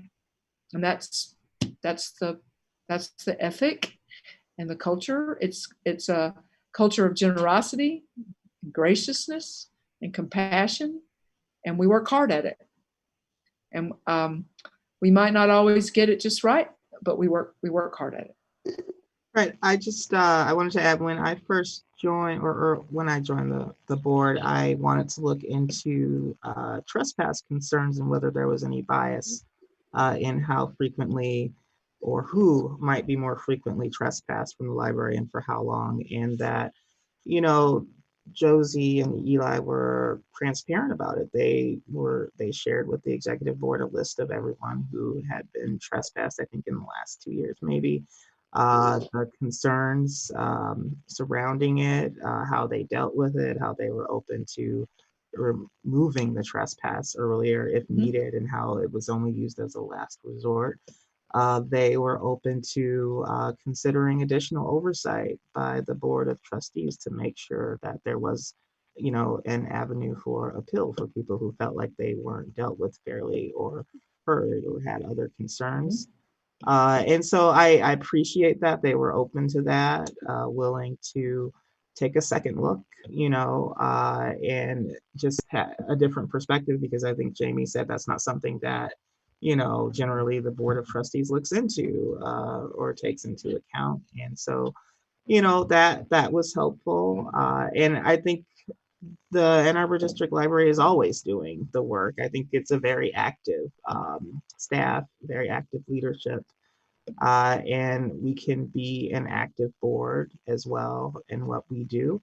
I'm glad to see that some of the, projects that they are programming that they're planning is, engaging the community, with discussions and reading it. And that's actually a big part of it.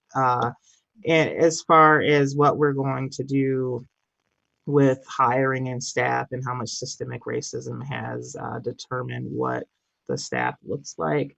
I think Josie gave us somewhat of a report on that in the past, but we're also reaching a point where we're not going to be hiring anyone, right, in order to balance the budget. So that's probably not something that we're going to be able to track, you know, in the next 2 years and say, look, success, because Right. we're not going to be sort of opening the doors to bring in new people.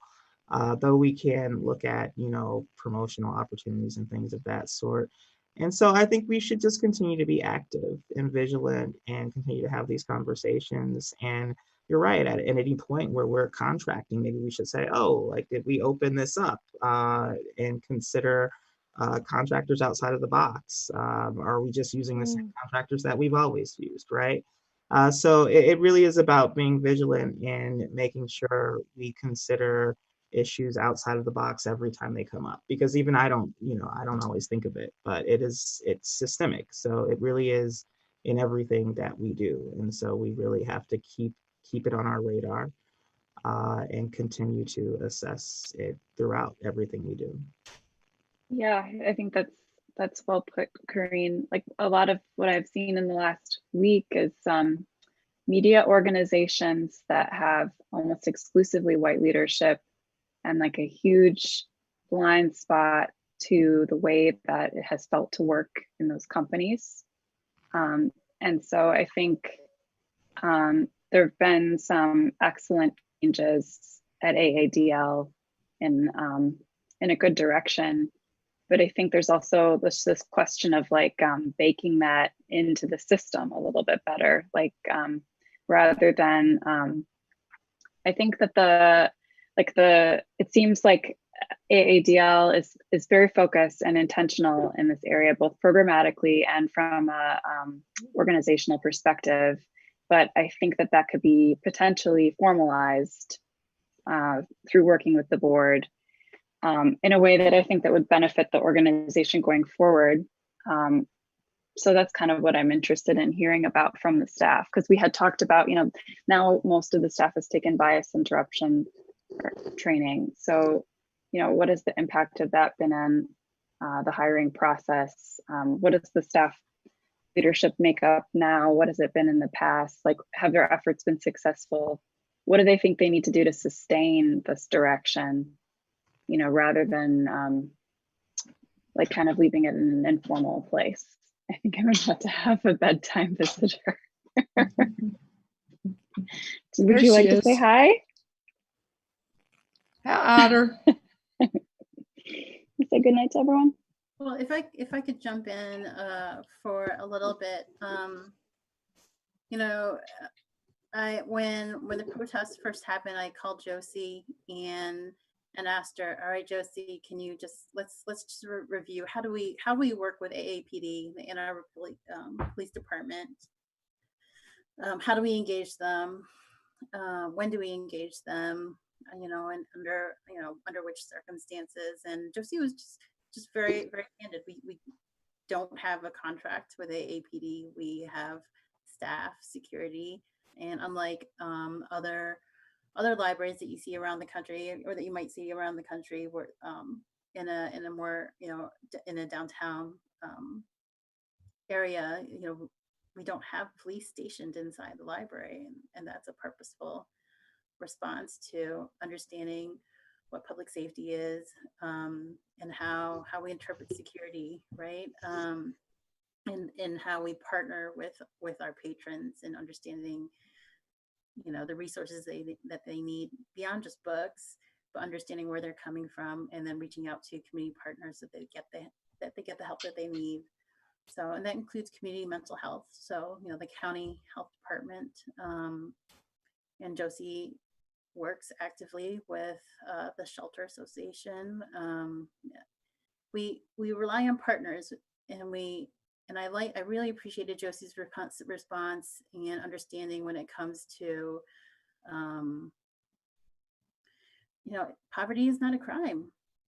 You know, I guess it has to be said, you know, and when poverty is racialized and people face punitive experiences, you know, the library should be a safe space to understand and demonstrate and understand where people are coming from, where they're trying to be, and then do it in a way that's discreet, respectful, and how we can have our programs run uninterrupted. I think for the most part, patrons have, you know, they don't notice the things, the magic that happens at the library. You can have baby story hour, and then you might have an incident with a patron on another floor, but it's handled so well. You know, I don't see it in public complaints. I don't see it in worries when people come to either downtown or other branches.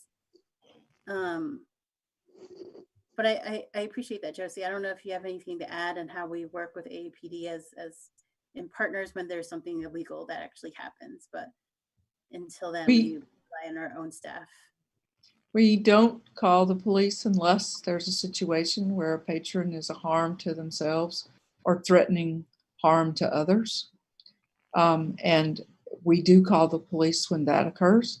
We back up from a person who is destroying property, and that's happened in the past. We let the police come and de-escalate that situation.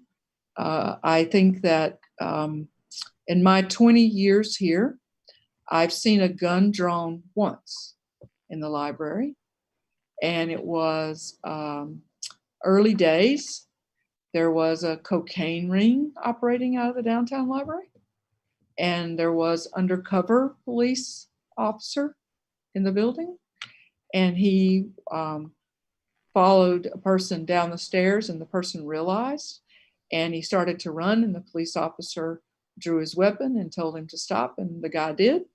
And that was how it resolved. This was a very dangerous individual who was armed. And so and I'm giving you this example because I think, I've been here 20 years, and there have been some terrible crimes occurred around the library in the last couple of years, but never had a weapon, that only one time in that circumstance. So I think the police come, they de-escalate for the most part. They're able to do that without a lot of commotion, and they take people with them when they need to, and often they take people outside for the conversations. They don't have them in the library, so that there's not that kind of exposure or potential risk to other people in the library. We talked about this today. Some of us talked about the fact that we call our security staff security. And perhaps now, in the early days, that might have been the right word, but after all these years, that's probably something we need to change. That they're customer service, they're patron service people. They're here to help us stay safe, but they do mostly a whole lot more than that. That's different from what we might think of as what someone calls security does. They're not armed in any way. They're told to not physically be involved in something unless they're preventing a terrible act, as in an active shooter or something like that. But I think, and I don't want to be wandering on this, but I would like to make sure people watching know that the AAPD supports the work of the public library, and they come when we call them, and they respond quickly because they understand that when the library makes that call, we really need them. And we don't call if we don't really need them, if that helps the conversation. And sadly, sometimes we really need them. So. To your point about security, like I think that's like exactly what I'm like hoping to, that's the sort of like examination I was like, hoping to spur. You know, from my perspective as a board member, the security are the people who are like, who welcome me into the building on the staff side, and we chat briefly, and then I get in the elevator. And so like the title and like what the person is actually doing is, you know, there is a mismatch there just like from the start. Right. But I think there's also like questions of perception in the community, or for the different people would feel differently to enter the library as a patron, depending on the way that their role is contextualized and like publicly displayed. And I think that we should be thinking about whether everyone feels like the library is welcoming them. So that's exactly the kind of thing I'm hoping that we could encourage as a board, that it's something we're already thinking about as a staff. Josie, do we, for larger events, when we have thousands of people coming to our events, do we still rely on our own security. We don't actually contract anything out to No, we don't. No. The only time we've asked for support is when we've been told by a group that they're not going to obey the rules. Okay. They're going to be in the library and they're going to do it their way. And because we want the different groups to be able to have their meetings and state their cases in the library, whatever they're about. We haven't banned a group, but we sometimes have asked the AAPD to walk through during, and not to intimidate, but to be in the building in the event that we need support, so that I don't have to put the staff in a confrontational situation with someone who's told us they're going to be difficult. So, thank you. I would just, I have a lot of alignment with what everyone is expressing, and I want to also, again, encourage the impulse to really start thinking not only through language of words like security, but also practice. And even though it is probably the least glamorous work that a board can do, that we might ask ourselves to do a more thorough policy audit over the next year as a board with the lens of anti-racism in place. One of the ways that we can affect as a board how the library operates at a very, very high level. I might also suggest that as a way of modeling for our community as the elected leadership of the board, that we choose some time either through a retreat, over the next year to really walk through some anti-racist training and education ourselves, which is something that I have participated in different facets over the years with different leadership groups like this one. And I always find to be really valuable, and learning how to dismantle my own socialization into white supremacy and a racist society is something that is an ongoing personal process and never ends. And I think for that reason, I just want to say, and I want to underscore for me personally, the idea, the concept and the learning in anti-racism is different than what we would call diversity, equity, and inclusion. And that we have to acknowledge that our culture has shifted in a really significant way. And doing anti-racist work is not doing business as usual as it would pertain to diversity, equity, and inclusion. So I really want to, encourage the impulse of the library and the staff to continue to create programs that speak to non-Black people about unlearning and dismantling racism and white supremacy. And I also want to encourage the staff of the library to really think about how the library shares its power and resources with Black, Indigenous, and other people of color communities. One of the things that always impresses me about the culture of the library as it exists already is that it is an anti-hierarchical and power-sharing culture at the library. And that is a very, very powerful culture to have. And it's one that does really allow for the kinds of power sharing and resource sharing that an anti-racist society and an anti-racist way of doing our work together as a cultural institution really needs and really would thrive in. So we have that going for us, and that I think is really, really positive. I want to also just make sure that I know that the library is a really caring place for its staff.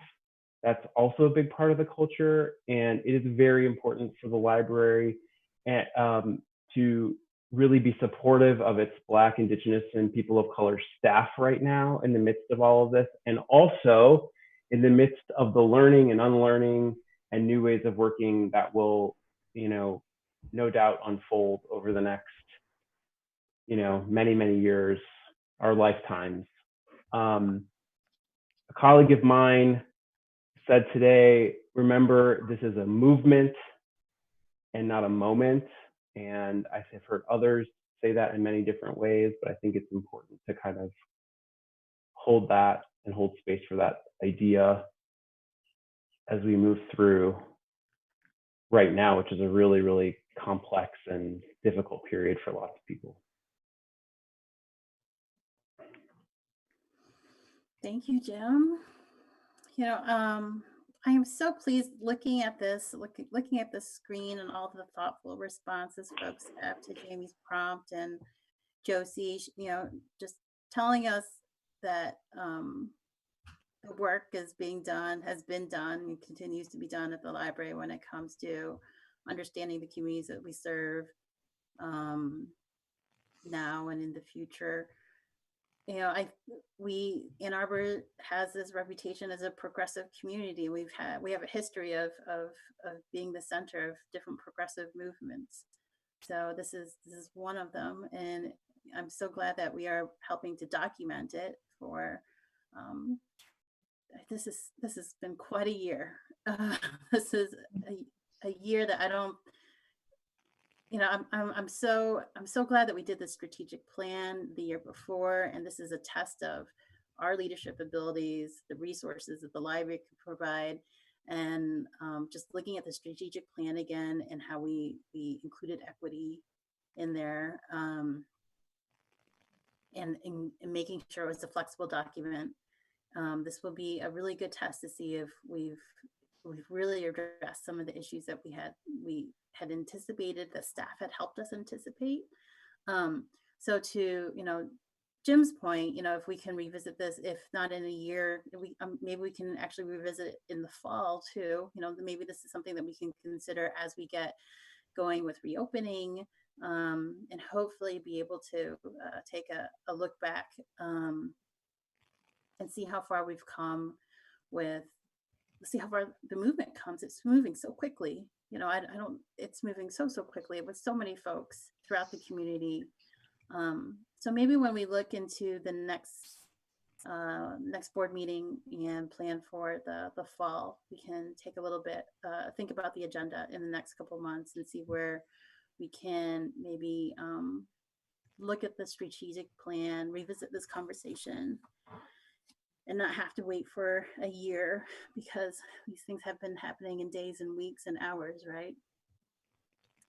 I think to follow Jim's point too about the policy audit, we have had a calendar, a way of doing that. So certain policies every so many years, generally because statute changes around certain things.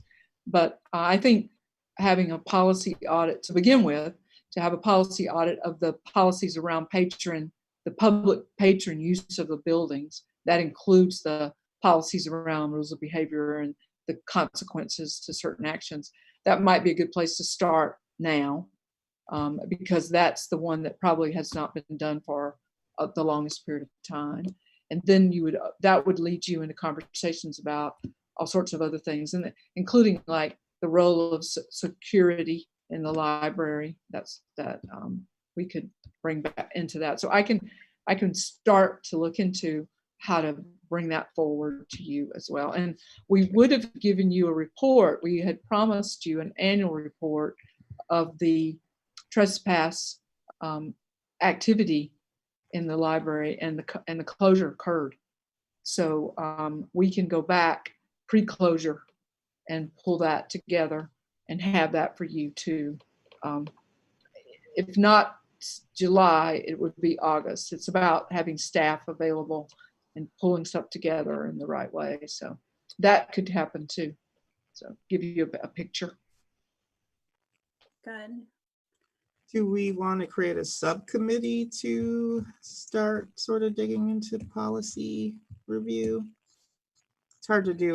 When we did this in the past, we had a policy committee that was pretty much the way the strategic plan committee. It had a begin and an end date to look at policies with a certain thing, with updating and that sort of thing. So if you wanted to appoint a policy committee that began July 1 or August 1st or whatever, and it ends in a year probably, then that's generally how that's been done. I would like to suggest that maybe we tie that to what Jim suggested about like a training that all of the board has, so that we're kind of all on the same page about the anti-racist lens, which we would be looking at these things through. Just so that we have a common framework, I think. I have a question then for you. Do you want to wait until you're in the same space to do that? Or to Zoom, how do you feel about that? Because we can arrange it and the library will certainly take care of it. But for me, I'm doing everything on Zoom, so. So, you know, I think delaying because of the format is, I think we should get to the work, you know? Okay, it was just my question about No, thank your you for preference. asking. Thank you for asking. I agree about format. My only thought is, I don't know how expensive it is, but we're a board of 7 people and 2 of us will be rolling off relatively soon. So in terms of getting the most bang, in terms of there will be at least 2 new members, at least 2 in 6 months. So how does that affect our thoughts about timing? I'm going to speak up and say I wouldn't wait. Yeah. I agree. I think we should get started. And also, I think you could open it up to the admin team, the management team, to participate with you. So that's a lot more people, and then we can reach out to the individual who led our training, because we all have a lot of faith and respect for how she handled that, and see if she's available and when. And the library would definitely take care of the costs. So we'll see about that. We'll get on that. Okay, so And if we need to do it annually, we'll do it annually. Right. That's what we'll do. Yeah. And that was by the president had appointed that committee, right, Josie? Yes. Okay. Let me. You can certainly think about it. Let me think about this and then reach out to trustees and see about availability, and we can add it to the next agenda next month then. Okay, that's fine.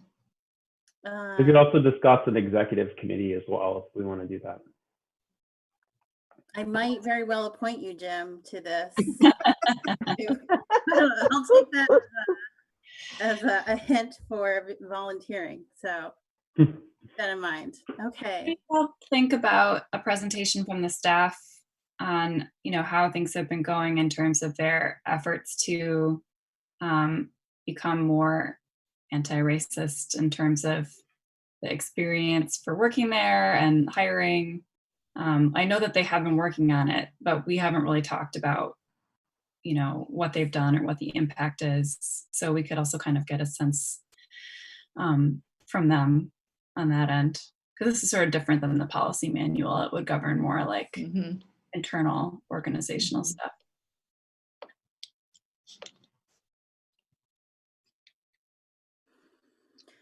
All right.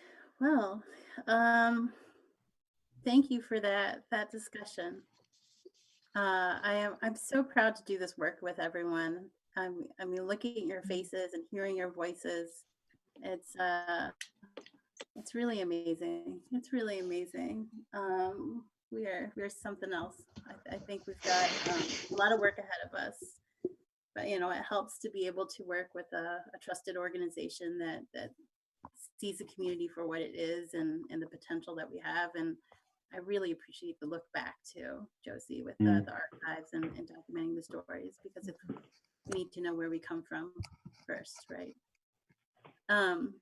Great. I guess we'll close that discussion, yes, and then move on to citizens' comment. Okay, I have some more. Okay. So, okay, we've had a couple come in via email, just a few, and then we have a few more from YouTube. So let me just read through those real quick. So we had, okay, here's one from Vanamala. Thank you, AADL, and a special thanks to AADL staff Allison, Heidi, Steph, and Molly for making our move to this city awesome. An amazingly supportive staff. I've moved across 4 states and several cities, and this is one of the vastly resourceful library programs. Signed, AADL fan. Okay, and then the next one. Okay, and then this one is from Barbara Lawrence. As a winter visitor to Ann Arbor, I had heard about your summer game from my daughter and son-in-law, but had never participated before your bummer games gave me some activities to enjoy here in quarantine at an adult care facility in Florida. You have made many good times for me since I started in May, though it took help from you for my final badge. Since the summer game started, I have completed the badges that do not require me to physically be in Ann Arbor or have chalk in a sidewalk. I plan to see just how much I can complete this summer. I just wish I could get a library card. Thank you for a way to keep my mind active. Barbara Lawrence, Lake Wales, Florida. Home of the Bach Singing Tower, she adds to her. Okay, and I think that's it for email. And then let me just read a couple more from YouTube. All right, get back to where it was.